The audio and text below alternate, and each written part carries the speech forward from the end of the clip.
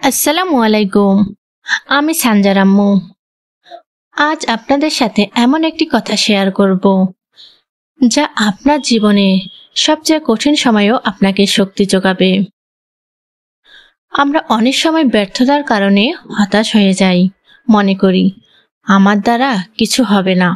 কিন্তু বাস্তব সত্য হলো ব্যর্থতা মানে শেষ নয়, বরং সেটাই সফলতার প্রথম ধাপ।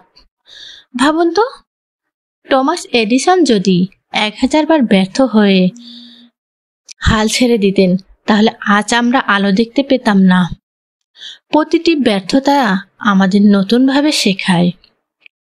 হয়তো আজ আপনার চেষ্টা বৃথা মনে হচ্ছে, হয়তো আজ আপনাকে দেখে সবাই হাসছে, কিন্তু বিশ্বাস করুন, আগামীকাল যখন আপনার সময় আসবে, তখন সেই মানুষগুলো আপনাকে অনেক সম্মান করবে।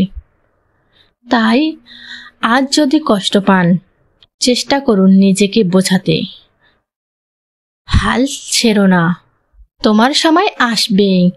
মনে রাখবেন, পড়ে যাওয়া অপরাধ নয়, কিন্তু উঠে না দাঁড়ানোই আসল অপরাধ।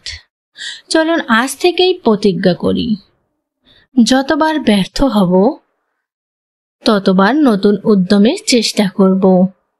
একদিন আমি আমার জীবনের গল্পের নায়ক হব। বন্ধুরা, যদি এই ভিডিও আপনাকে অনুপ্রাণিত করে, তাহলে লাইক দিন, চ্যানেল সাবস্ক্রাইব করুন আর আপনার মতামত কমেন্টে জানিয়ে দিন। ধন্যবাদ।